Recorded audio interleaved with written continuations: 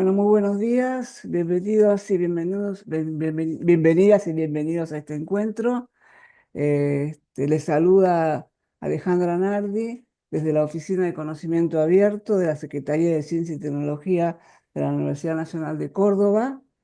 Le damos una cálida bienvenida al webinar Repensando la Evaluación Científica y Académica en el marco de la ciencia abierta, un tema muy importante que se está tratando en muchas partes del mundo. Primero y antes que nada, les quiero agradecer muchísimo la presencia de la doctora Carla Giacomelli, que ella se va a referir a todos los panelistas, de la doctora Judith Naidorf, del doctor Juan Carlos Godoy y del doctor Maximiliano Salatino, perdón. Este encuentro forma parte de las actividades de la Semana Internacional de Acceso Abierto 2025, que se celebra este año entre el 20 y el 26 de octubre, y este año propone una pregunta muy potente, que es ¿quién posee nuestro conocimiento? Es una oportunidad para detenernos a pensar cómo compartimos y usamos el conocimiento que generamos en nuestras universidades y centros de investigación, y también nos invita a reflexionar sobre cómo evaluamos este conocimiento, sobre la propiedad y el sentido que le damos y sobre la importancia de mantenerlo abierto, accesible y construido y compartido por las comunidades académicas y la sociedad, y no por intereses comerciales. De esto se trata. En este sentido, la ciencia abierta representa mucho más que una política o una tendencia. Es una forma de hacer ciencia basada en la colaboración, la transparencia y la equidad, donde el conocimiento se construye y se comparte colectivamente. Desde la UNC y la Oficina de Conocimiento Abierto queremos seguir impulsando estos espacios de diálogo y de reflexión, y también de acción para construir una ciencia más justa, ética y sostenible.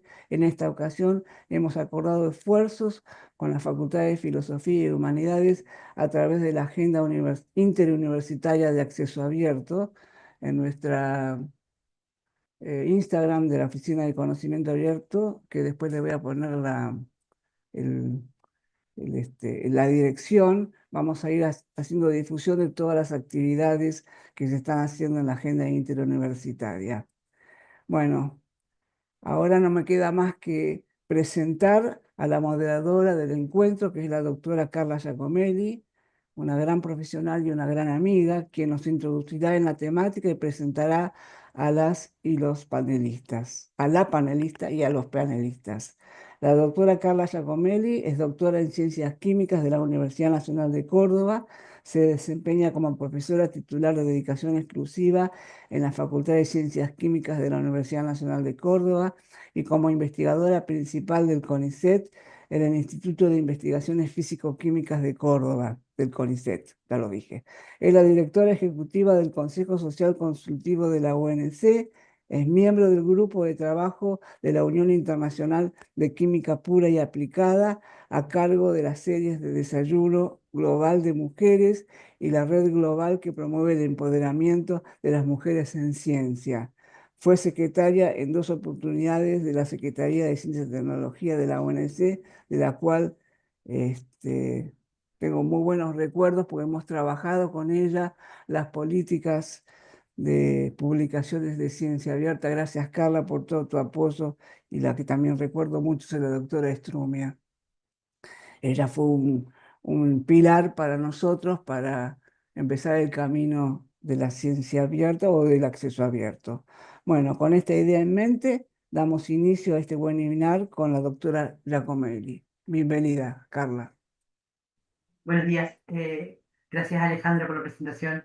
Siempre sos muy cálida y muy atenta tanto con Miriam como conmigo. Y la verdad que agradecerte la invitación también porque la verdad el panel es súper interesante, el tema es súper interesante, es súper necesario. Eh, ¿Quién posee nuestro conocimiento? Qué pregunta. Eh, hoy vamos a, Hoy tenemos el gusto de contar con una panelista y dos panelistas, como mencionó Alejandra, y la idea de este webinar hace referencia a la evaluación académica y a los desafíos que enfrenta hoy la evaluación académica en el contexto de la ciencia abierta. Es hoy un debate impostergable que requiere perspectivas más justas, transparentes e inclusivas, capaces de acompañar los nuevos paradigmas de la comunicación científica entendida como bien público y común. Con este panel pretendemos abrir un espacio de diálogo que entendemos necesario en Argentina, en sintonía con otros países de América Latina y el Caribe. Quienes participan en los procesos de evaluación académica científica están llamados a conocer, formarse y poner en práctica los modelos impulsados por diversas declaraciones internacionales. Para abrir este diálogo, contamos hoy con tres disertantes, quienes son expertos en diversos aspectos de la evaluación en este contexto de cambios de paradigma. Por un lado, la doctora Judith Naidolf, el doctor Juan Carlos Godoy y el doctor Maximiliano Salatino, como mencionó Alejandra, y ellos van a hacer una exposición de unos 20 minutos cada uno, y luego habrá espacio para responder preguntas que se pueden formular en el chat del canal de YouTube. Al finalizar cada una de las exposiciones, habrá un momento de preguntas que cada una de las personas que diserten podrán contestar y al finalizar las tres presentaciones podrá haber algunas preguntas más generales.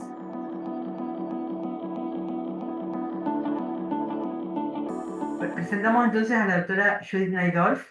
Ella es doctora por la Universidad de Buenos Aires en el área de Ciencias de la Educación. Es investigadora principal de CONICET, con sede en el Instituto de Investigaciones en Ciencia de la Educación y profesora de la Facultad de Filosofía y Letras de la UBA.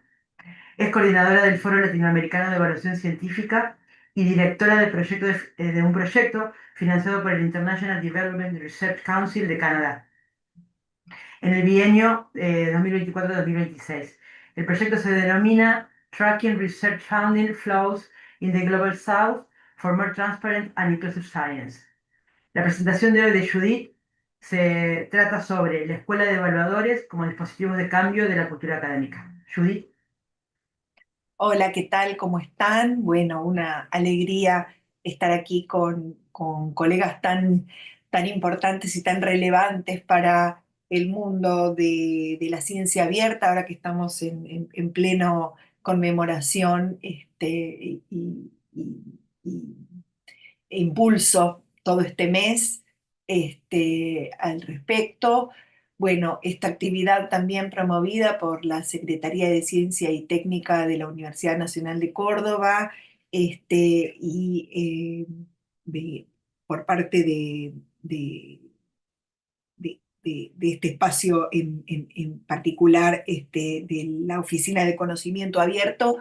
Para mí es una alegría compartir con ustedes algunas reflexiones en torno a el estado de situación en el que se encuentran las discusiones alrededor de la evaluación académica y otras cuestiones aledañas. Uno podría marcar tres tiempos, uno alrededor de 2012, 2013, cuando empiezan las declaraciones.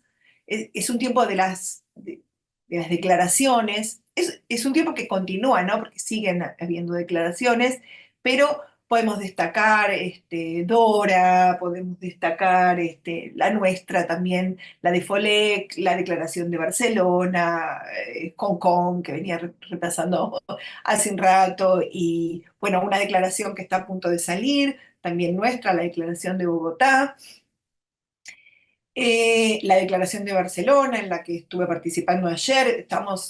Eh, Todos seguimos con esa gimnasia de emitir declaraciones y lograr que el conjunto de individuos e instituciones adhieran a ellas. Allí se puso de manifiesto, bueno, que eran aquellos aspectos que debían transformarse en la evaluación justamente para poder orientarla mejor a cumplir los objetivos de la ciencia abierta y otros. Eh, Luego, un tiempo que también ocurrió en estos últimos tiempos es el de las herramientas, las cajas de herramientas. Dora acaba de sacar hace relativamente poco tiempo, una guía práctica de herramientas. También nosotros en FOLEC hemos sacado a través de del libro publicado, coordinado por Laura Robelli y Pablo Bomaro, recomendaciones para una evaluación responsable y justa, y otro tipo de actividades, de recomendaciones específicas, ¿no? Más concretas, muchas veces en una sola página, tratando de concentrar en no solamente recalcar buenas prácticas y experiencias que se han venido llevando a cabo, investigaciones en todos estos años, sino también algo así como toolkits bien concretos. Otra de las cuestiones más nueva, pero todavía no demasiado, no difundida, porque no hay todavía, creemos, suficiente conciencia acerca de la necesidad de formar a los evaluadores de a pie, a los evaluadores que todo el tiempo están, sabemos, supersaturados por muchas instancias en las que se les presenta la demanda de ser evaluadores. Bueno, en particular en nuestro país, digamos, al no haber novedades en torno a este, eh, los programas de incentivos y las solicitudes, sigue siendo el pequeñísimo grupo de incentivos 1 y 2 que está súper saturado de evaluaciones. Y los evaluadores, y eso lo podemos ver quienes estamos en las dos veredas, quienes estudiamos este tipo de cuestiones y quienes coordinamos con comisiones en CONICET, de ingresos, de becas, participamos en diversas instancias de evaluación en las universidades, que las prácticas son las más difíciles de cambiar. Sigue, por más declaraciones, por más herramientas, sigue habiendo una tradición de evaluar como como me evaluaron. Eh, es verdad que los investigadores muy metidos en sus temas de investigación no siempre tienen la posibilidad de acceder a todo este mundo enorme de declaraciones, herramientas, discusiones, investigaciones que se vienen llevando a cabo, tanto desde lo regional como a nivel internacional, en torno a la necesidad de los cambios urgentes que deben llevarse a cabo en la evaluación. ¿A qué cambios estamos haciendo referencia? Por ejemplo, a la falta de incentivo a las actividades de lo que llamamos movilización del conocimiento, otro tipo de actividades que no solo son publicar papers. Esto sabemos que es lo más complejo, hacer el trabajo cualitativo de investigación. Es lo más complejo porque es más fácil contar porotos, como decimos en la jerga, y bueno, se requieren nuevos indicadores, más indicadores que permitan ver qué otras cosas hacen, porque sabemos que las hacen los investigadores y que a veces la comunican, a veces no, a veces se las considera, la mayoría de las veces no, y eso es algo que juega en contra de un perfil de investigador diferente que muchas veces desde la enunciación, las instituciones plantean que pretenden un investigador más involucrado con su medio, con la solución a los problemas sociales, etcétera, pero queda solo en el ámbito de lo discursivo porque al fin y al cabo, al momento de la evaluación, eso no se traduce en nada concreto en la reforma de las prácticas. Eh, entonces, ya veníamos proponiendo esta idea de una necesidad de una escuela de evaluadores, un espacio de discusión, no solamente de formación y de discusión y de intercambio, no solamente para investigadores, sino también y muy especialmente también para funcionarios que también son responsables y es muy importante que también ellos sepan y puedan promover políticas acordes a la transformación de las grillas o de las rúbricas, como le llaman en México, eh, que no dan cuenta de una variada amplitud de formas de contribución a la producción, producción, circulación, movilización del conocimiento que efectivamente se llevan a cabo y para los nuevos estas señales que emite la evaluación, que son performativas de las nuevas carreras, de los investigadores también en ejercicio, que se dejan llevar principalmente por cuáles han sido los criterios de evaluación en situaciones anteriores para saber cómo continuar y performar y organizar su carrera y el desarrollo de su carrera. Entonces es que hemos inaugurado este espacio, en principio, cuando el año pasado desde Folet Claxo propusimos la primera escuela de evaluadores. Bueno, dijimos, yo que venía hace 25 años investigando este tipo de cuestiones, sabía que podía llegar a haber un interés. Y de todos modos desbordó nuestras expectativas en menos de 10 días. Bueno, 650 personas terminaron cursando el primer curso, ya tenemos una diplomatura. En unos días vamos a lanzar una escuela presencial en la Universidad Nacional Autónoma de México, donde ya sabemos que están anotados varios funcionarios de la CECITI, que era la anterior CONACYT. Saben que el nuevo gobierno mexicano ha dado un impulso también a la transformación de las formas en que quiere que sus investigadores e investigadoras desarrollen su actividad, siempre más cercano con esta tendencia de resolución de los problemas sociales, mirada de las agendas, bueno, todo ese tipo de cuestiones que como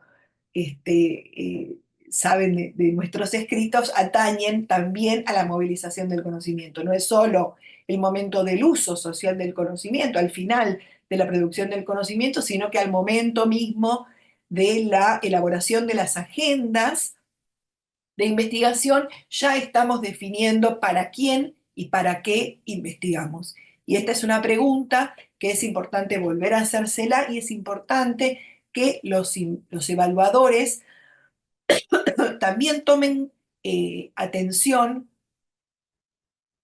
a todas estas cuestiones. La cuestión específica de la formación de los evaluadores, algunas características específicas que ha tomado la escuela de evaluadores, tiene que ver con los objetivos de analizar las limitaciones, los impactos y las tensiones de los modelos de evaluación científica académica hegemónicos desde la perspectiva contextualizada, regional y crítica, explorar experiencias, enfoques e infraestructuras que permitan avanzar hacia una evaluación más justa, inclusiva y diversa, en diálogo con la ciencia abierta y con las agendas científicas relevantes para el bien público y común, promover el intercambio entre referentes institucionales, investigadores, responsables de política pública y otros actores del campo académico-científico, favoreciendo la construcción colectiva de herramientas, criterios y propuestas de evaluación alternativa, y construir el desarrollo de capacidades para el diseño, la implementación y la defensa de políticas de evaluación responsable en el ámbito universitario, editoriales, científico y gubernamentales. Hemos tenido la oportunidad de compartir también en otras latitudes donde esta experiencia resulta realmente innovadora, porque por más que la UNESCO haya grabado algunos videos, clases con recomendaciones y cuestiones, no hay otras experiencias que nosotros hayamos encontrado de una formación sistemática, con tutores, con actividades, etcétera, con alguna certificación que esté especialmente, además, pensada para ese cruce entre distintos actores, editores, evaluadores, como decía, eh, eh, funcionarios y funcionarias de los gobiernos. Entonces, bueno, en eso venimos trabajando. En la próxima escuela de México, que va a tener lugar a fin de mes y los primeros días del mes próximo.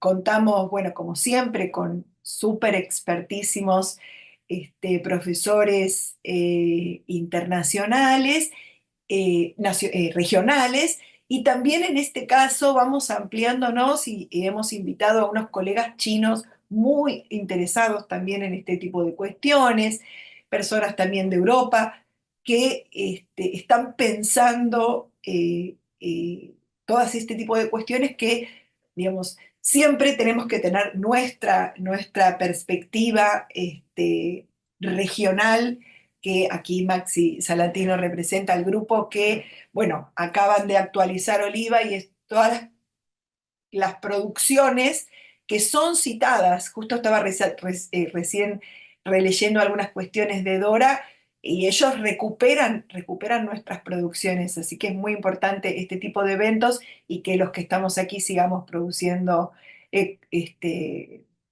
conocimiento en torno a la necesidad de la reforma de la evaluación. Cualquier cosa seguimos en las preguntas. Muchas gracias.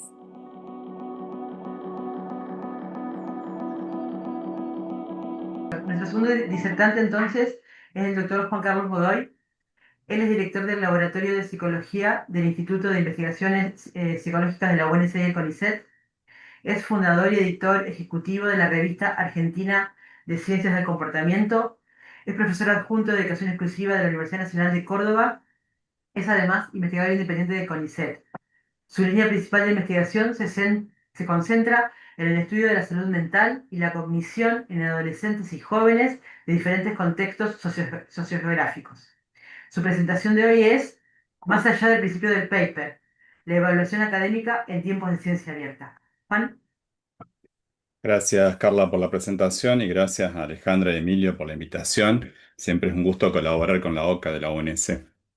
Eh, yo voy a hacer un punteo muy rápido porque quiero hacer énfasis en algunas cositas específicas de ciencias sociales y particularmente de psicología, pero no va a ser muy distinto de algunos elementos generales que ya remarcó Judith, ¿sí? Y de hecho voy a empezar por hacer un reconocimiento explícito. Yo he sido alumno de la primera escuela de evaluadores que mencionó Judith y claramente puedo confirmar que efectivamente era un espacio que no existía, necesario, importante y que contribuyó a que, bueno, la discusión se fuera generando un poco de manera más amplia y más transversal también, ¿no? Porque muchos investigadores e investigadoras de Argentina y de la región, la escuela concentró a estudiantes de distintos espacios también, eso es muy bueno. Eh, digamos, puso en agenda preocupaciones que por ahí en el día a día naturalizamos quienes estamos en la academia, en la universidad, en CONICET o en organismos similares en otros países de la región, ¿sí? Algunas cosas tienen que ver con buenas prácticas que hacemos, otras cosas tienen que ver con cosas que no deberíamos hacer y seguimos haciendo.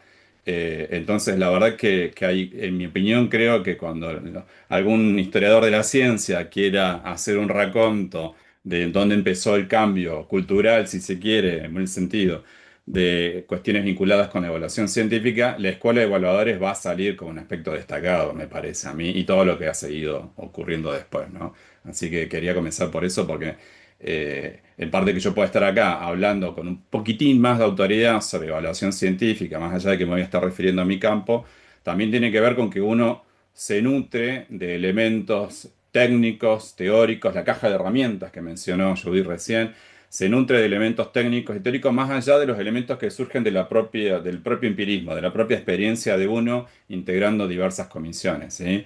Esta reunión está siendo moderada por Carla, por ejemplo. Carla ha sido una brillante secretaria de Ciencia y Técnica en la Universidad Nacional de Córdoba, y a mí me ha tocado trabajar bajo sus indicaciones, representando a mi unidad académica en el Consejo Asesor de CECIT.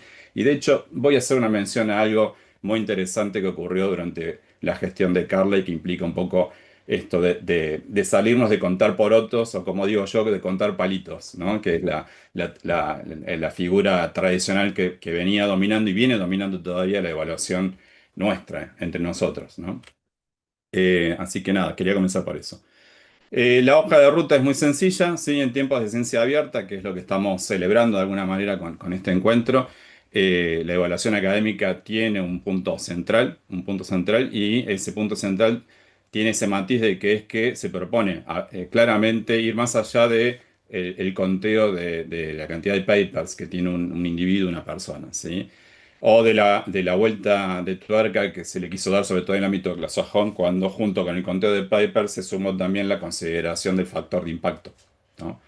Que es otro aspecto que ha venido sesgando también las evaluaciones de las carreras científicas, particularmente en hemisferio norte, pero acá también ha derramado de alguna manera, y en algunas áreas disciplinarias ha tenido y tiene todavía su incidencia, ¿no? Bueno, y este cambio implica que las ciencias sociales y la psicología en particular, bueno, tenemos que considerar nuevas métricas. Yo, por ejemplo, integro y he venido integrando diversas comisiones, en principio en el ámbito de la Universidad Nacional de Córdoba, bajo la órbita de CECIT, y después en el último tiempo en CONICET, en diversas comisiones, así que eso también me parece que es importante considerarlo, ¿no? Pero lo que está ocurriendo dentro del ámbito general de las ciencias sociales, y en el caso particular de psicología, es que estamos discutiendo con bastante regularidad, bueno, ¿qué vamos a hacer para seguir evaluando a nuestros pares, a nuestros becarios, a nuestros pares en carrera, en promoción, etcétera, etcétera, ¿no?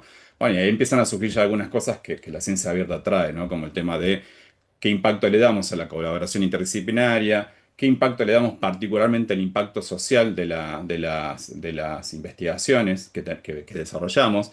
En el caso nuestro esto tiene mucho más importancia porque nuestras investigaciones, hasta hace muy poquito, venían siendo posibles mayormente gracias al financiamiento público, ¿sí? Entonces había como un desafío extra de decir, bueno, podemos hacer lo que hacemos, hay que hacer una rendición de cuentas, lo que hacemos impacta sobre el desarrollo de nuestra sociedad, etcétera, etcétera. Es verdad que ahora, y por algún tiempo más, ese financiamiento está a cuentagotas, y además ahora fuertemente orientado bajo una agenda que no sabemos muy bien cómo se ha construido, pero por ejemplo claramente está dejando de lado las ciencias sociales.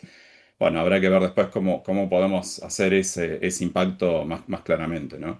Pero la idea entonces es moverse desde la evaluación tradicional del paper eh, a otro tipo de indicadores que ya de alguna manera fue adelantando Judith con su presentación, ¿sí? La idea también es trasladarnos a pensar un poquito más sobre el proceso de investigación que realizamos todos y todas, ¿sí? Y a la relevancia que esa investigación tiene para nuestro contexto, ¿no? Más allá de contar porotos o contar palitos, ¿sí? Y ese es un desafío porque los tiempos de los evaluadores no coinciden con los tiempos de los organismos que convocan a esos evaluadores, ni con las necesidades que tienen las personas, nuestros pares en la comunidad científica, de saber que si postulan ahora, inmediatamente deberían tener un feedback respecto de qué es lo que tienen que ajustar, qué es lo que no tienen que ajustar, y sobre todo el financiamiento necesario para poder avanzar en el desarrollo de su investigación. Todo eso, lamentablemente, en Argentina no ha venido desarrollándose muy bien en el último tiempo, y particularmente desde fines de 2023 para ahora está, como diríamos, por esta parte del mundo, detonado, ¿sí? Pero bueno, es importante que más allá de eso sigamos dándonos estas discusiones. Yo voy a hacer muy rápidamente un punteo, porque más allá de que tengo que terminar a las 12, hay cosas que ya están planteadas. ¿Cuál ha sido el estándar entonces hasta ahora? ¿Y cuál es todavía en algunas áreas o campos disciplinares el estándar? Bueno, desde la configuración de la ciencia moderna, mi repaso rápido para la gente que esté en audiencia y para ahí no he tenido oportunidad de leer muchas cuestiones técnicas o de historia de la ciencia. Bueno, la configuración de ciencia moderna está atada a las figuras o a los aportes de Bacon, Descartes y Galileo, ¿sí? Y desde ahí, más o menos, el paper ha sido el elemento por excelencia de comunicación de la comunidad científica y inmediatamente se transformó en el elemento por excelencia para hacer la evaluación de las carreras científicas, ¿sí? Y ha dominado y sigue dominando todavía en muchos campos, ¿no? Inicialmente importaba justamente contar cuántos papers podía producir un individuo, una persona, y luego se sumó la ponderación del factor de impacto, que eso tergiversó bastante ya un sistema que tenía sus particularidades, ¿no? ¿Cuál era la situación en Argentina? Bueno, Argentina, más allá de que uno podría decir, bueno, la profesionalización de la ciencia podríamos atarla con la institución del CONICET, pero incluso antes de la conformación del antecedente del CONICET y el CONICET mismo, ya en Argentina había una comunidad científica trabajando, ¿sí? Y esa comunidad científica trabajaba más o menos en sintonía con lo que estaba ocurriendo en el ámbito del hemisferio norte. Entonces, el paper también era un elemento de importancia localmente. Acá les traigo simplemente una cita del gran Barsaski, una cita crítica, ¿no? Barsaski se quejaba a fines de 69 de la preponderancia que tenían los papers, ¿no? Decía, el paper es esencial para ascender, para justificar los subsidios obtenidos, para renovar los contactos con las universidades serias. El contenido del paper es más difícil de evaluar. Solo hay consenso entre los muy buenos y muy malos, decía Barsaski, perdón, a finales del 60, ¿ok? Esa realidad más o menos se ha trasladado hasta el día de hoy, ¿ok? ¿Cuáles son algunas críticas que uno podría relevar rápidamente sobre hacer demasiado énfasis en el paper como resultado? ¿Sí? Bueno, la falta de contextualización de las condiciones de trabajo de los investigadores e investigadoras, así como el acceso a la infraestructura, ¿sí? No es lo mismo ser investigador en la Universidad Nacional de Córdoba, y yo simplemente voy a marcar un gap local, que ser investigador en la Universidad Nacional de Buenos Aires, ¿sí? Hay diferencias presupuestarias, puede haber diferencias de infraestructura, etcétera, etcétera. Y estamos hablando de dos de las universidades más importantes que no solamente tiene el país, tiene la región, ¿no?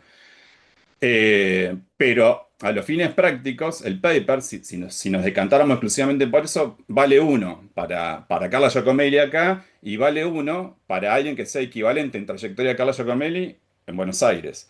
Y vale uno para alguien que está en Harvard, por ejemplo, ¿sí? Y las diferencias de infraestructura son fundamentales, ¿sí? La capacidad de apoyo de personal es fundamental, también la diferencia, ¿sí? El equipamiento es diferente, ¿sí? Entonces, si uno pudiera evaluar el proceso de producción de eso que finalmente termina valiendo uno, tendría que empezar a considerar otras cosas. Hay mucho más esfuerzo por detrás de una comunidad de la UBA o de la UNC que detrás de la comunidad de Harvard o de otra universidad equivalente en trayectoria, porque aquí una persona como Carlos, una persona como yo y una persona como Maxi, una persona como yo y como muchos de los que están en la audiencia, no solamente diseñamos nuestros proyectos, sino que vamos a la mesada a recolectar datos junto con nuestro becario o salimos al campo y en el medio damos clases y en el medio somos funcionarios y en el medio somos gestores de revistas, etcétera, etcétera, etcétera, ¿sí? Cada una de esas cosas hace mucho más difícil la producción final que termina valiendo uno, igual acá en el CV de cada uno de nosotros que en el CV de un colega del hemisferio norte, por ejemplo, ¿sí? Voy a llevar las cosas a otro extremo. Recuerden todos, yo sé que es muy difícil porque nadie se quiere acordar de eso, pero recuerden todos lo que pasamos como comunidad científica en pandemia, ¿sí? Muchos de nosotros tuvimos que reorientar nuestros esfuerzos y lo hicimos con los mismos presupuestos o presupuestos que no estaban destinados para eso, para evaluar desde el impacto sobre la salud mental del aislamiento social hasta desarrollar nuevas tecnologías, ¿sí? Argentina, por ejemplo, es de los pocos países que desarrolló su propia vacuna, ¿sí? Argentina es de los pocos países que puso a la comunidad de CONICET desarrollando tecnología para barbijos, por ejemplo. Piensen en todo ese esfuerzo, ¿sí? Al final del día, eso es un paper. Al final del día, eso es un documento técnico. Al final del día, tal vez es una patente, ¿sí? Pero cuando uno analiza cualitativamente cuál fue el esfuerzo por detrás de ese desarrollo, es mucho más significativo, sobre todo para un país como Argentina y para una comunidad como la nuestra, que un desarrollo similar que a lo mejor se hizo en Holanda, en Gran Bretaña o en Estados Unidos, ¿sí? Entonces, eso también es importante destacarlo cuando uno hace demasiado énfasis en el paper. Es decir, bueno, ¿cuánto vale? Pero ¿cuánto hay por detrás del proceso? ¿Qué esfuerzo hay por detrás? ¿Qué impacto tiene para el contexto eso? ¿Sí? Sigo con la pandemia para simplemente mencionar dos ejemplos. Nuestra propia comunidad, nuestros propios organismos de ciencia y técnica entendieron que la pandemia afectaba el curso de nuestras trayectorias como investigadores profesionales, ¿sí? Entonces, en muchos organismos se decidió que la evaluación fuera como una especie de evaluación automática, ¿sí? Muchos lo recordarán, ¿sí? Y dijeron, bueno, ¿qué hiciste? Tal cosa, la mínima, listo, te lo damos para aprobado. Pero no se tomó, por ejemplo, la decisión contraria de decir, bueno, ¿vos qué hiciste en pandemia? ¿Hiciste algo especial? ¿Desarrollaste una vacuna? ¿Trabajaste en un instrumento para evaluar la salud mental de las personas? ¿Hiciste un desarrollo de nanotecnología para después una cadena de valor vinculada con algún producto de salud? Eso no ocurrió, ¿está? Eso lo sabemos entre nosotros porque hemos ido a paneles, porque nos escuchamos entre nosotros, porque nos leemos, pero en los organismos de ciencia y técnica no ha sido, no ha estado presente como ponderación. ¿Ok? Sí hemos tomado como mecanismo proteger a la gente que no pudo producir, entre comillas, el paper, entre comillas, en ese periodo en donde todos estuvimos encerrados, contábamos con menos recursos, etcétera, etcétera, ¿sí? Entonces, eso también es algo que tiene que ver con la cultura del paper, el cual debemos reflexionar y empezar a revisar críticamente. ¿Cuándo empieza a cambiar esto globalmente? Ya lo dijo Judith, Dora es un punto de inflexión, ¿sí? eh, Porque esa declaración marca también un antes y un después respecto de qué énfasis tenemos que hacer en el paper y qué énfasis deberíamos hacer en otras cosas, ¿sí? Y la declaración de Dora es muy sencilla, uno puede después leer todo lo que quiera, pero el enunciado de partida es bien claro.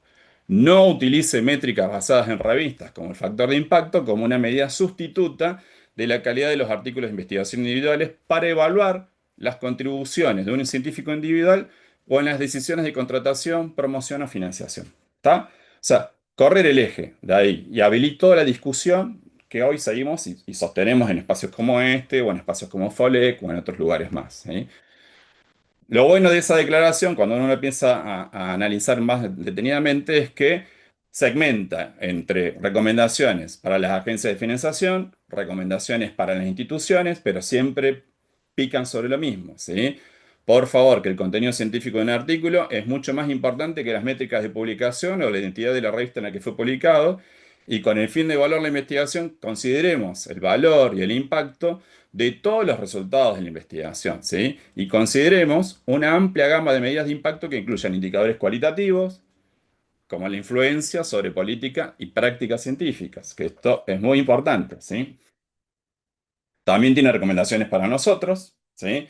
Muchos de nosotros, y yo espero que en la medida en que se pueda replicar la escuela de evaluadores, cada vez seamos más los motivados para integrar órganos de evaluación de pares y mejor preparados para la tarea, porque eso también es fundamental. Bueno, Dora también tiene recomendaciones para nosotros, ¿sí? Que realizemos evaluaciones basadas en el contenido científico y que siempre que podamos promovamos y enseñemos prácticas que se centren en el valor y la influencia de los resultados de investigación específicos, ¿sí?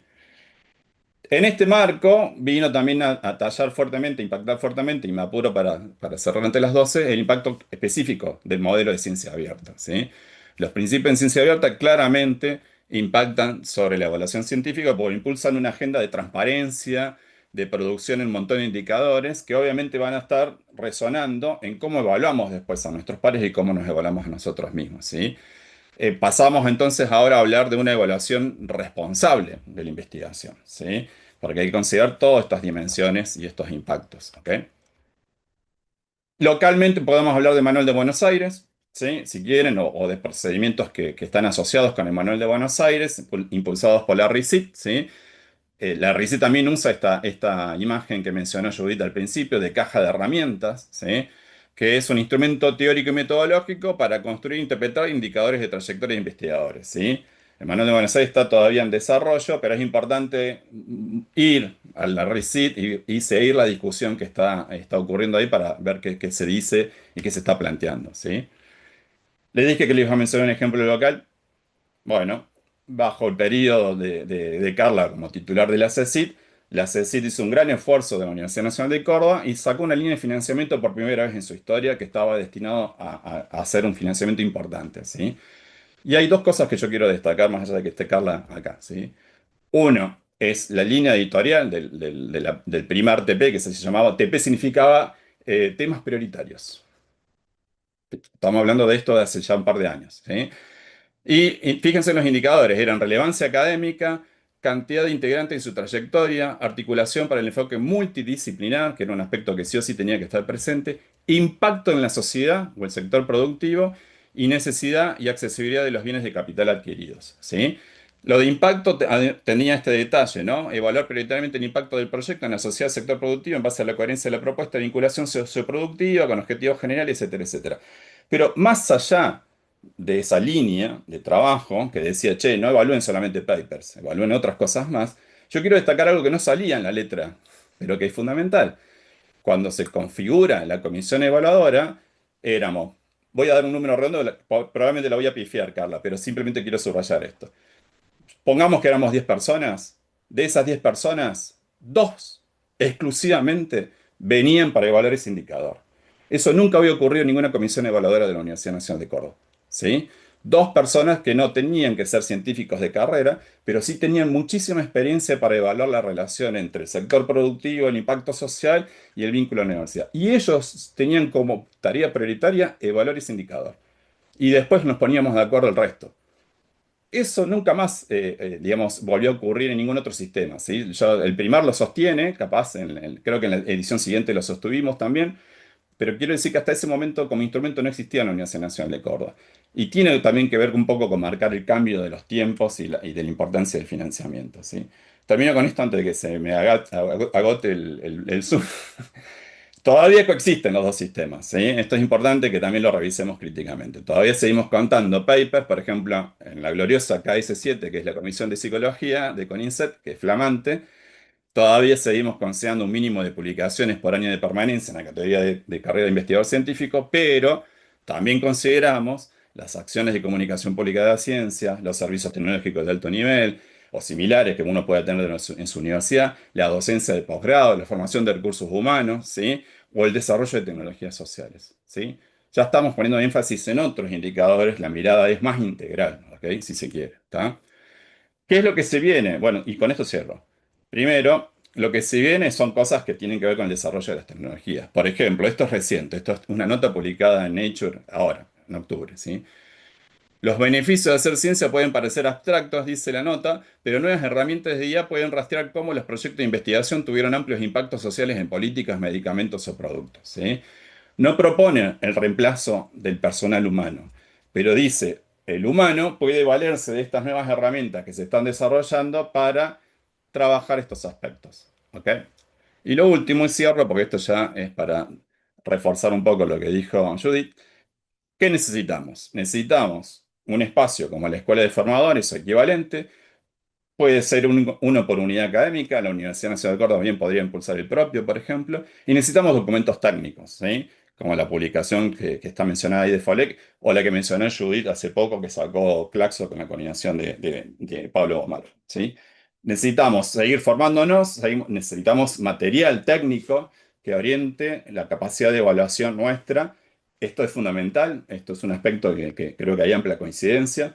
No podemos seguir teniendo evaluadores y evaluadoras que no comprendan muy bien qué es lo que se está discutiendo actualmente, cuál es el impacto que tienen nuestras decisiones en la evaluación, porque estamos evaluando a compañeros y compañeras con financiamiento cuando lo hay público. Entonces, lo ideal sería un sistema en donde los evaluadores y evaluadores son convocados en función de cumplir con ciertos requerimientos. Por ejemplo, un requerimiento podría ser tener créditos por participar de un proceso de formación o de capacitación, ese tipo de aspectos, ¿sí? Y si no existe, bueno, la unidad académica, la universidad la deberá promover porque me parece que es una buena medida.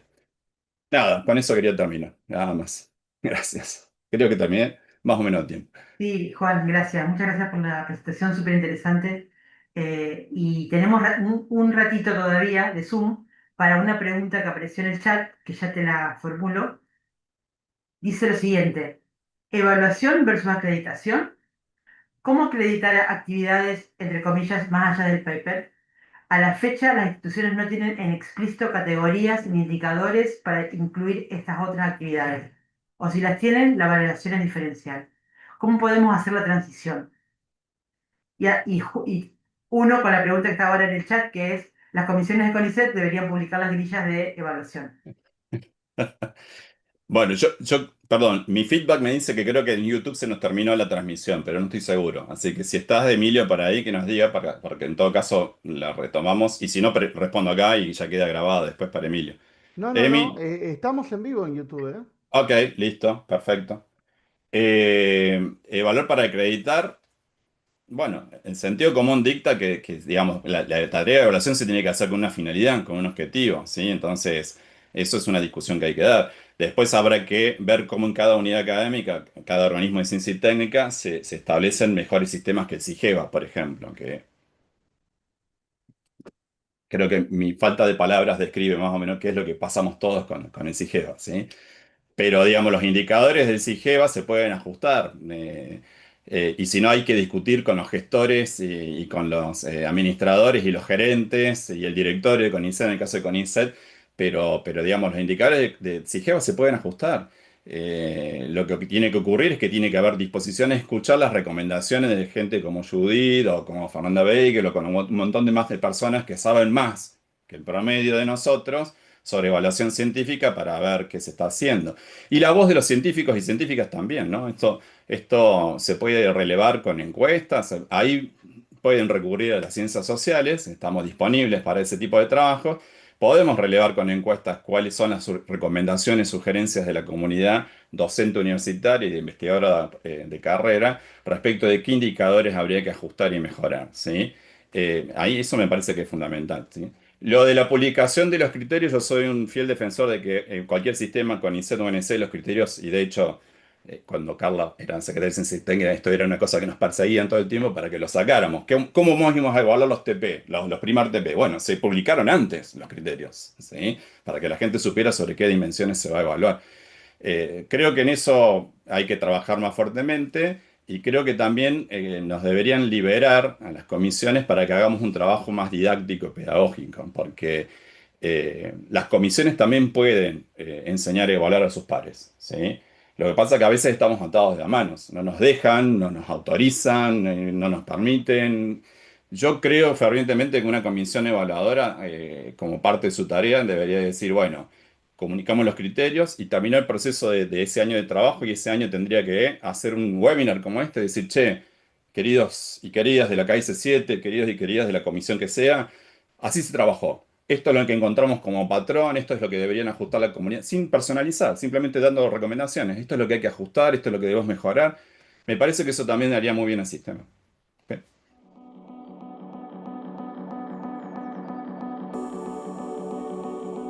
Entonces seguimos ahora con nuestro tercer disertante, que es el doctor Maximiliano Salatino. Él es politólogo, magíster en estudios latinoamericanos y doctor en ciencias sociales por la Universidad Nacional de Cuyo. Actualmente es investigador asistente de CONICET y profesor de grado y posgrado de la Facultad de Ciencias Políticas y Sociales en la Universidad Nacional de Cuyo. Es parte del Centro de Estudios de la Circulación del Conocimiento. Dirige y participa proyectos de investigación nacionales e internacionales ligados al espacio latinoamericano de revistas científicas, la edición de libros académicos y las dinámicas contemporáneas del acceso abierto. Él hoy nos va a contar cosas vinculadas a la evaluación académica como acto de fe, tercerización y escalaridades en el marco de la ciencia abierta. Maxi. Muchas gracias, Carla. Buenas tardes a todos y todas. Es realmente un honor compartir este espacio de discusión con todos ustedes. Y voy a aprovechar que soy el tercero para subirme sobre algunas cosas que mencionó Juan Carlos y Judith. Así avanzamos un poco más rápido en la exposición. Sí, te quiero plantear algunos puntos de partida que me parece importante para comenzar a discutir el universo de las prácticas de evaluación.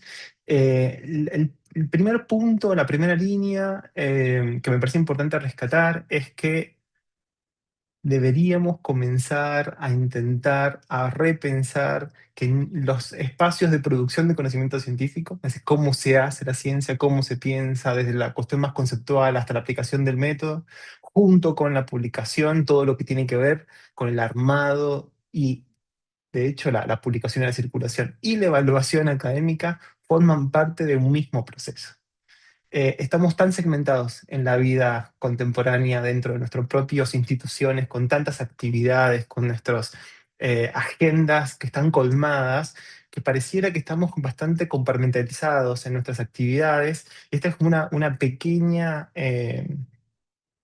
propuesta para que comencemos a a quebrar esa disociación entre y de las prácticas de producción y publicación y evaluación académica. Eso por un lado, y sumado a esto, al mismo tiempo, que los mismos agentes, un poco como mencionó Juan Carlos recién, eh, producimos conocimiento científico, participamos de equipos de investigación, participamos de proyectos, evaluamos desde artículos académicos hasta instituciones, hasta proyectos de investigación. Así que el mismo tipo de agente en la actualidad realiza todo este conjunto de actividades, y es importante conservar esa mirada desde la práctica y no disociada. Eh, Así que buena parte de lo que les quería compartir hoy tiene que ver desde este punto de partida para pensar efectivamente la evaluación como un acto de fe, y creo que se ha transformado casi en una creencia sostenida en el tiempo a partir de determinados dogmas que por suerte en el último tiempo comenzaron a ser fuertemente cuestionados, pero que todavía tenemos un montón de trabajo por delante. Esto muy sucintamente, pero simplemente es para mostrarles el recorrido, estas discusiones que estamos teniendo en este webinar el día de hoy. Son amplias, atraviesan la discusión de la sociología de la ciencia desde el principio. En esta pequeña muestra que les propongo acá de periodización, lo que me parece más interesante en este proceso que va de pensar la evaluación académica asociada, vinculada a los espacios de publicación y circulación de conocimiento científico, son las referencias latinoamericanas. Estamos haciendo una presentación desde Argentina, desde América Latina, y me parece que un pasito más, incluso pensando en repensarnos a nosotros mismos desde nuestros propios antecedentes, desde nuestras propias raíces latinoamericanas. Recuerdo, en 1964 fue la primera reunión de expertos para evaluar revistas académicas en América Latina. 1964, hace un montón de años, que ya había una preocupación para repensar la calidad de las revistas como espacio, como dispositivos principales de la circulación de conocimiento científico.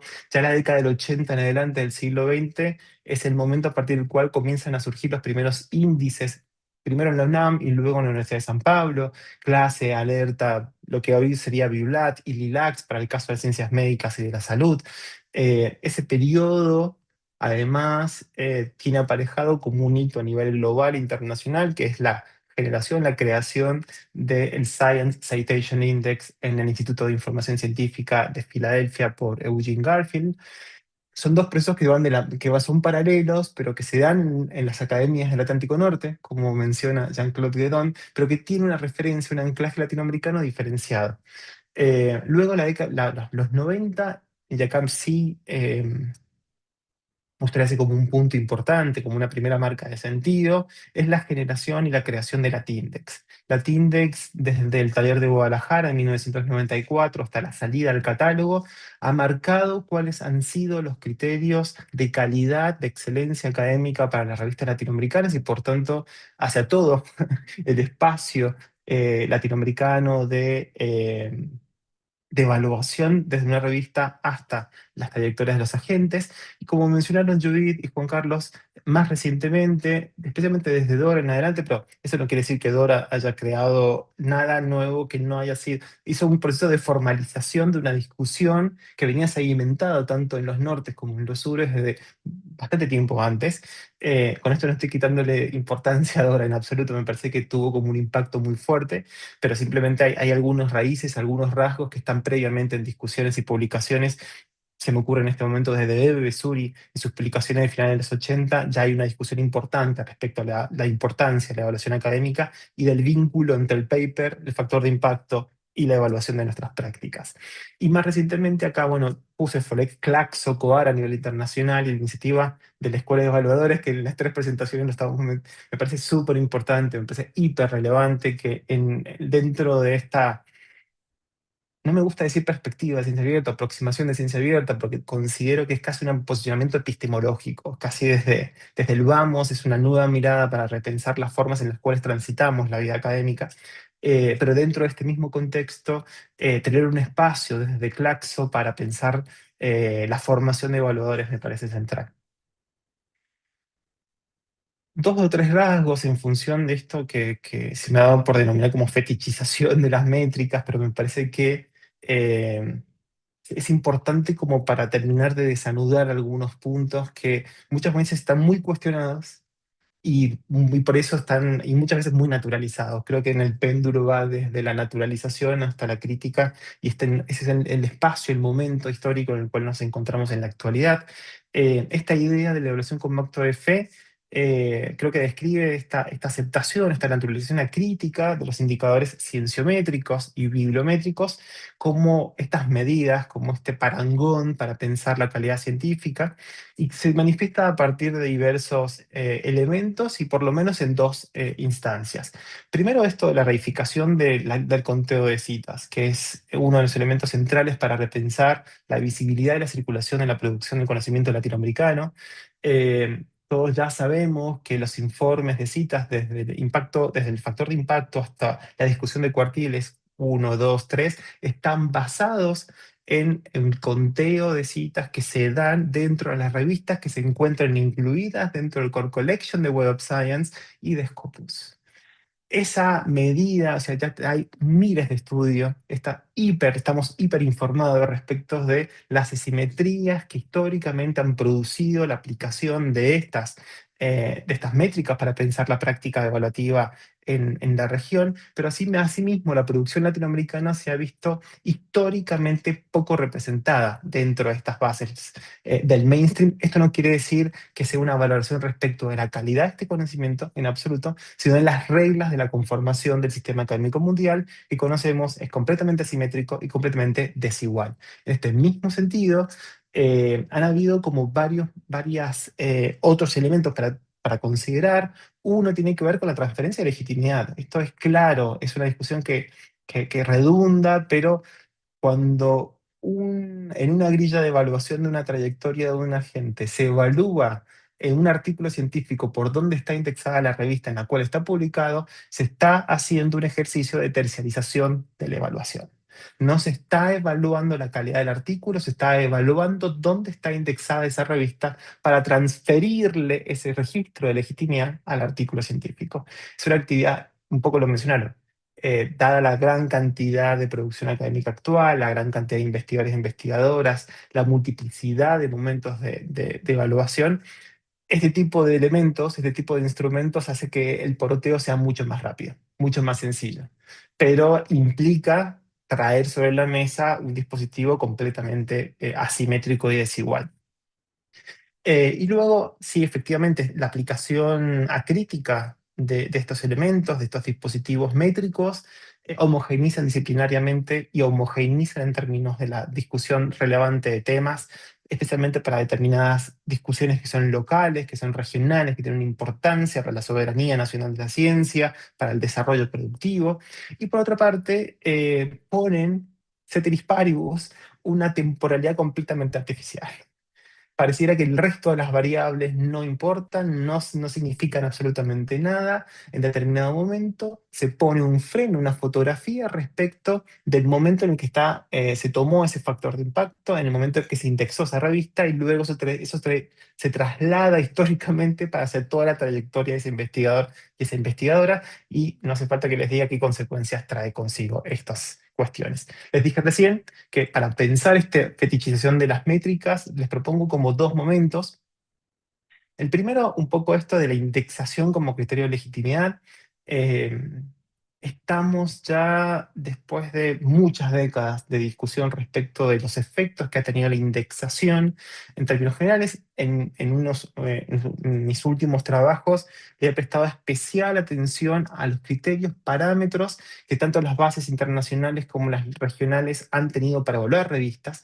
Estoy pensando en el Core Collection de Web of Science, en Scopus, en DOAG, en Realic, en Latindex Catálogo, en Cielo, y tengo como tres grandes resultados, y por una cuestión de tiempo no he llenado esto de gráficos para hacer un poco más didáctico, pero sí se nota que efectivamente en las últimas décadas ha habido un proceso creciente de tecnificación de la práctica editorial.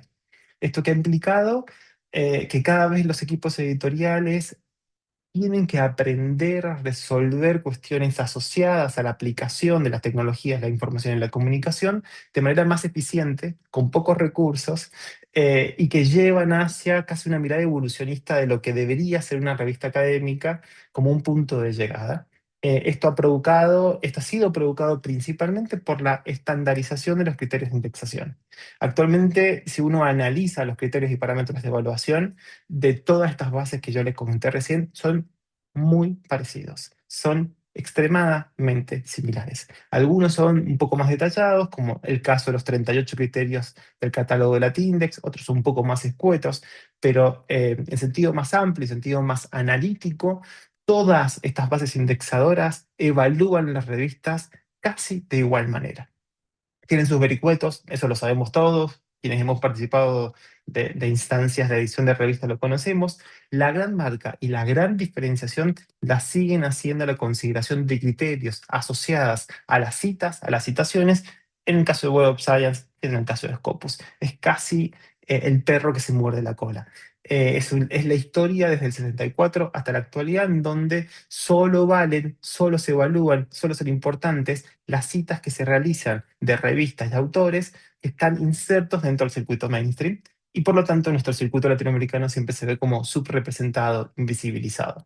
Esto ha provocado como una estandarización de los procesos editoriales de manera impresionante, desafíos que son hiper importantes para las revistas actuales y para la sustentabilidad de las revistas latinoamericanas, y creo que eso ha traccionado hacia este fenómeno de homogeneización, de hipertecnificación, que está disfrazado un poco de profesionalización, nos ha llevado a continuar pensando que hay una ciencia universal a la cual deberíamos parecernos.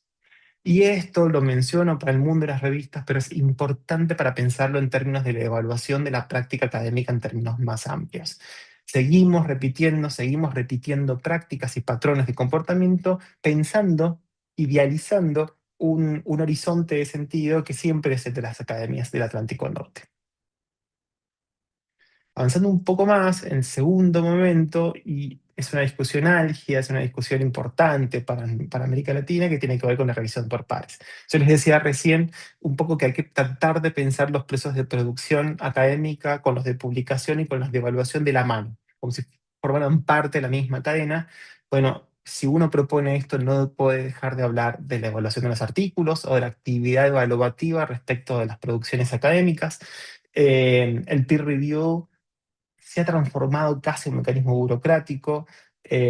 Muchos de quienes están escuchando este webinar probablemente editan revistas y conocen las dificultades enormes que hay para conseguir evaluadores, que esos evaluadores se comprometan a enviar una respuesta pronto, que evalúen en el tiempo determinado, que participen. Y todo esto se hace en términos gratuitos. Es la colaboración que todos nosotros como académicos hacemos para la continuidad de este sistema. Eh, el peer review viene siendo bastante cuestionado desde hace un montón de tiempo, y otro tipo de revisiones de artículos.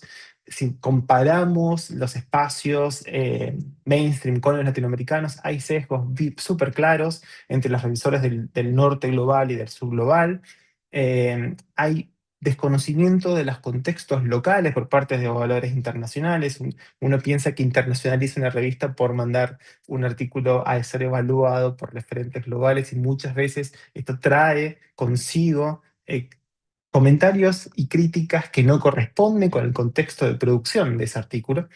Generalmente siempre son mejor valorados las problemáticas que tienen como esa tendencia universal, esas temáticas que son globales por sobre las problemáticas regionales, y esto de que la ciencia contemporánea se declina lingüísticamente en inglés es claro y es cada vez más evidente.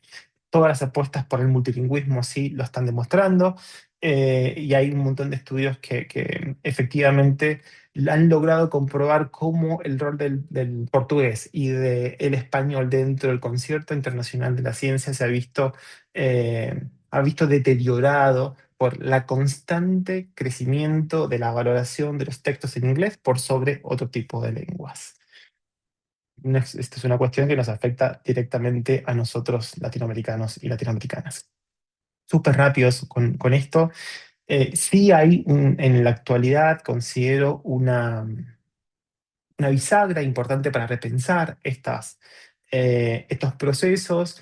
Yo creo que estamos en un momento de crisis y en este momento de crisis justamente de avance respecto de la ciencia abierta, proyectos como Realica Melica, como FOLEC deben ser fortalecidos, deben ser visibilizados, especialmente para tratar de volver a pensar respecto al multilingüismo, de la gestión comunitaria, de la participación cada vez más activa de nuestras instituciones y organismos científicos, al acceso universal al conocimiento científico como bien común y al respeto de las diversidades temáticas en términos amplios. Esto sumado a dos procesos que me gustaría señalar. Por un lado, la pérdida del control editorial local como consecuencia de esta crisis en la cual nos encontramos en la actualidad. Eh, Sobre esto solo voy a hacer foco a la dependencia tecnológica absoluta que tenemos de las plataformas comerciales del norte global, desde nuestros propios dispositivos de evaluación de un artículo hasta las grandes plataformas de evaluación de agentes, instituciones y proyectos. Estamos generando una dependencia, una nueva dependencia tecnológica que afecta mucho nuestras prácticas académicas y científicas. Por otra parte, y es algo que lo digo con mucho pesar, esta idea como de colonización del acceso abierto. Ya la idea misma de acceso abierto no significa absolutamente nada. Y lo digo en este mes, ha sido completamente colonizada. El acceso abierto, cuando en las discusiones, en los webinars, congresos y discusiones a nivel global, se acepta como acceso abierto a procedimientos y prácticas que cobran a PC o que cobran en términos cualquier tipo de costo por publicar. Y si una revista, si una institución, si una corporación editorial cobra por publicar o cobra por leer, en mi entender, mi posicionamiento es que no es de acceso abierto. Eh, Creo que ha habido toda una discusión gigante respecto de si es de cobre, si es de oro, si es diamante, los colores, verde. Para mí todo eso es una discusión basura, lamento decirles y comentarles y ser tan sincero con ustedes. Me parece que no lleva a ningún lado, que nos está atrapando y no nos deja ver lo importante, no nos deja ver lo más relevante respecto a las prácticas de nuestra evaluación. Hay como una aplicación instrumental y técnica del acceso abierto. Yo creo que pensar en ciencia abierta, pensar en acceso abierto, implica un posicionamiento de nuevo epistemológico para pensar nuestras propias prácticas de producción, de publicación y de evaluación académica. Y finalmente, creo que estoy bien con el tiempo, pero me tomo un minutito sobre esto. Acá solo les he nombrado algunas iniciativas en el marco de la ciencia abierta que permiten quebrar la idea de aquella evaluación hegemónica que se tiene y que se sostiene y que está naturalizada.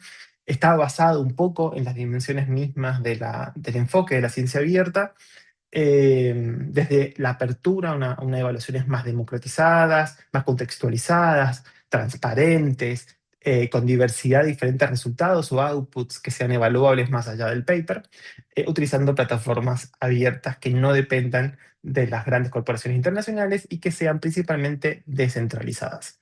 Y finalmente, yo les decía al principio, un poco la propuesta de la conversación de hoy era que la evaluación como acto de fe, entonces pensar en la creencia, en la fe, en la práctica. Tengo algunas sugerencias para avanzar en esa misma dirección. Yo no creo que hay transformación posible dentro de la evaluación académica sin una transformación de nuestras prácticas. Es la pequeña semillita que nosotros podemos ir plantando dentro de nuestros espacios de influencia. Primero, no publicar en editoriales ni revistas del circuito comercial. Estamos todos muy a favor del acceso abierto, de la democratización y la circulación de nuestra ciencia latinoamericana. Nosotros no deberíamos estar publicando, contribuyendo de forma gratuita al crecimiento del prestigio de las editoriales comerciales, sean regionales latinoamericanas y sean del norte global. No pagar APCs, no pagar costos por publicar y sus derivaciones, que son gigantescas. Los APCs son una caja negra que implican un montón de costos hacia su interior. Para mí, una forma revolucionaria en este momento de pensar estas prácticas académicas es no pagar APC y sus derivados, no evaluar artículos de revistas que no sean diamantes o que no pertenezcan al circuito comercial, y no participar de eventos organizados por empresas editoriales. Me parece que son 4 o 5 puntos sencillos, básicos, que implican una apuesta militante por parte de nosotros, que no es solamente por una causa, sino es por el bien de la circulación y la publicación académica en América Latina. Eso es todo y muchas gracias por su atención. Muchísimas gracias, Maxi. Acuerdo plenamente, acceso abierto no es pagar por publicar, de ninguna manera. Hay una pregunta, al menos hasta aquí, ahí te la leo. Eh, la pregunta dice lo siguiente: si a los conceptos de fetichización de las métricas le agregamos un secretismo autoimpuesto, seguido por algunas instituciones nacionales, ¿podríamos arriesgarnos a una extranjerización de la ciencia? Ay, lamento, no sé a qué se hace referencia con secretización, la verdad. Eh, Perdón, no logro comprender el Sí, espíritu de la en nuestro mismo consulta. chat está escrita, a lo mejor si la lees, eh,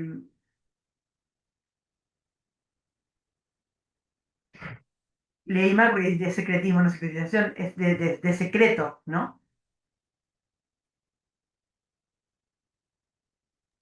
Yo creo que Tal en vez se hace parte, referencia, ah, no, perdón. perdón, sí, Judith.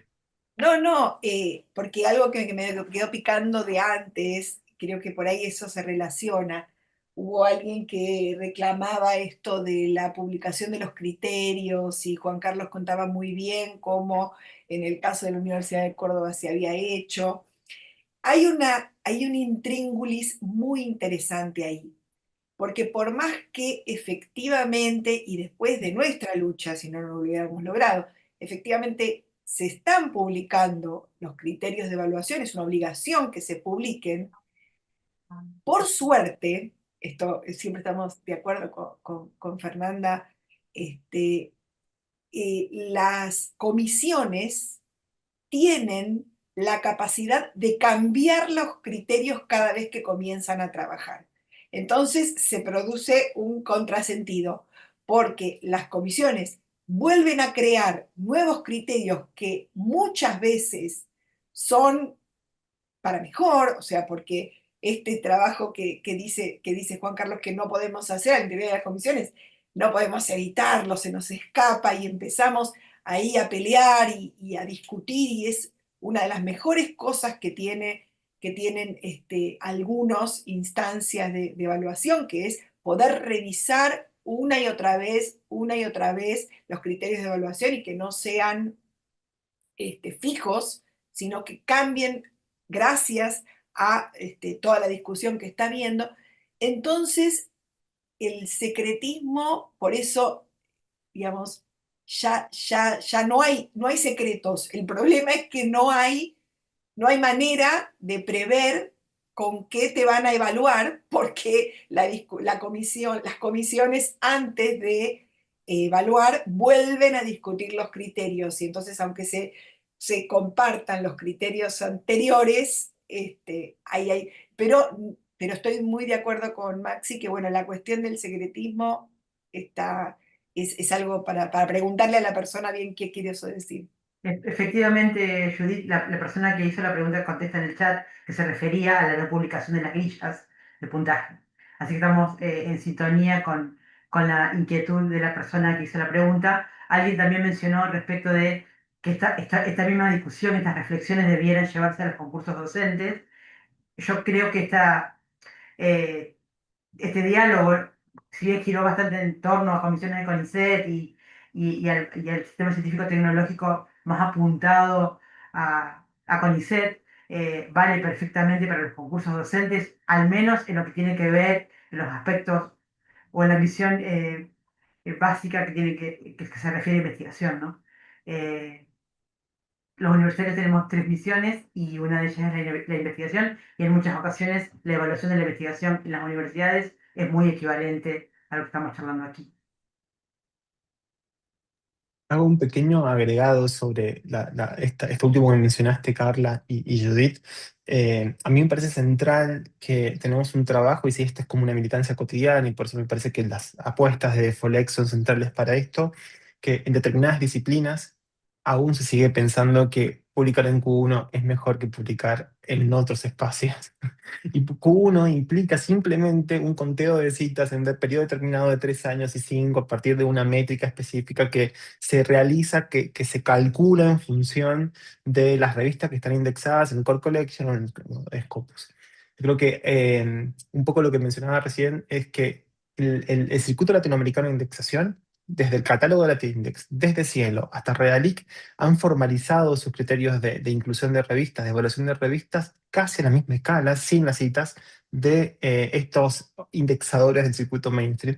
Por lo tanto, desde los evaluadores de las ciencias físicas naturales exactas de la salud hasta sociales y humanidades, deberíamos considerar que el circuito regional es de altísima calidad y que si una revista se encuentra indexada por lo menos en 2 de estas bases regionales, es de una revista de excelente calidad.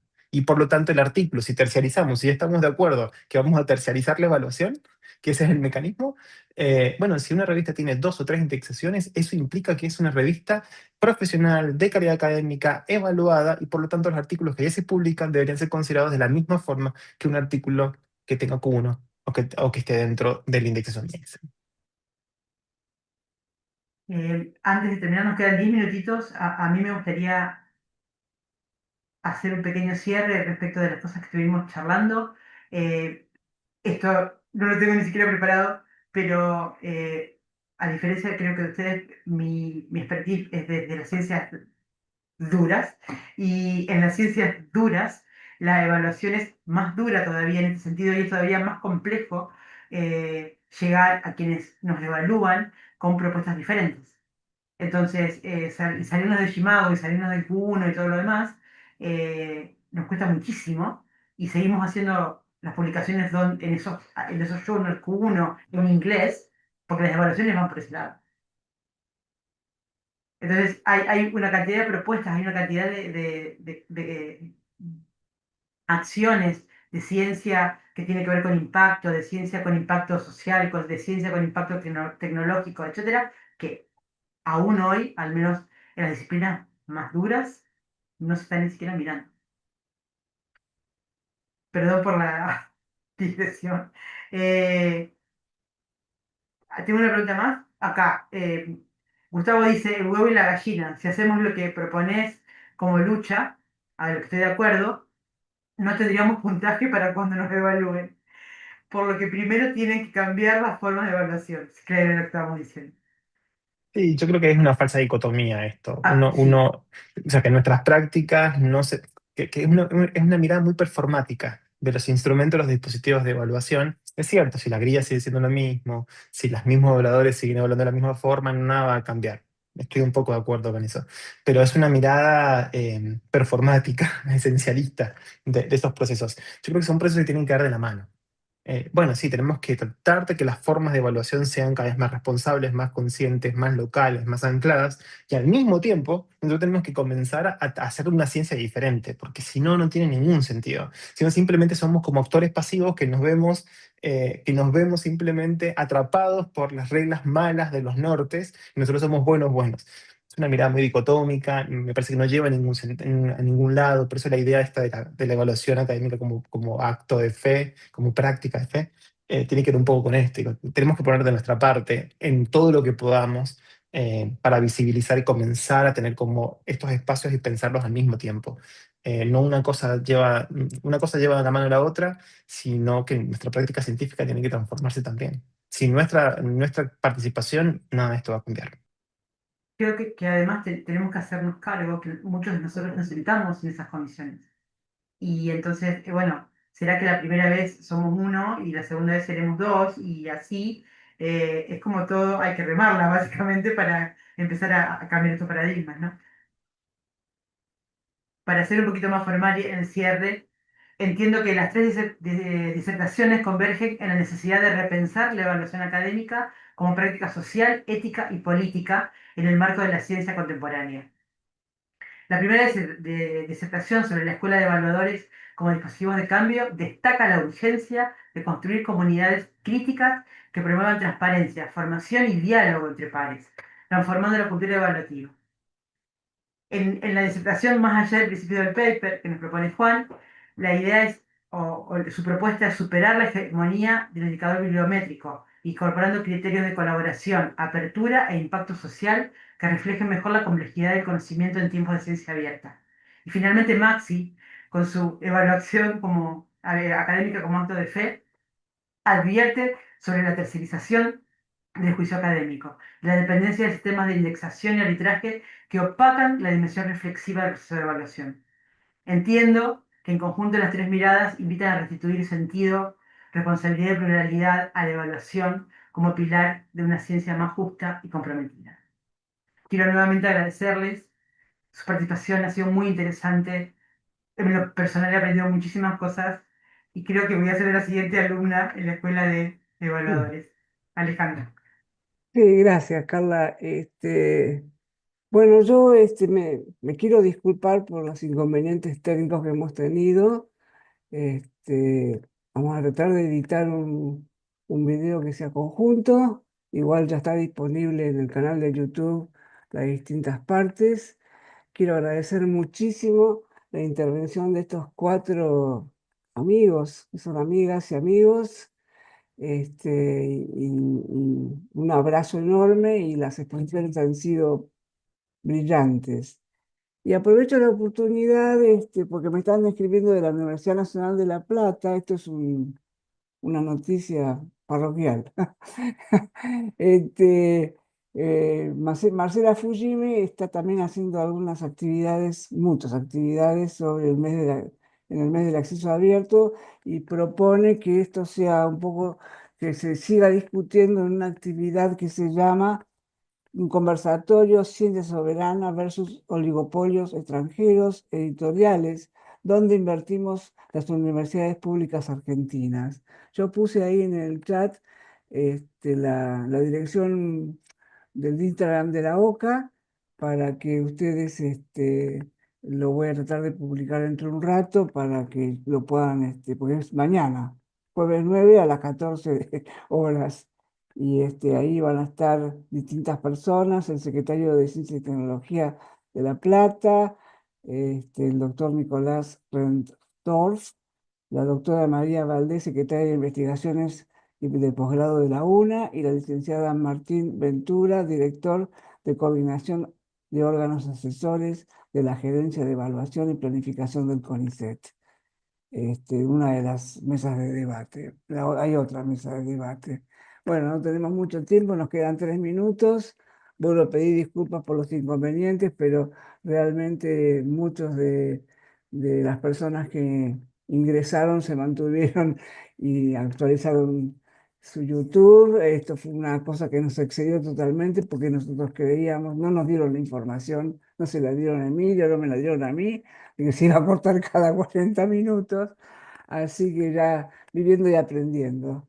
Muchas gracias a todos nuevamente. Un abrazo a toda la comunidad que ha participado en este webinar, y un saludo enorme nuevamente a Carla, a Juan Carlos, a Judith y a Maxi.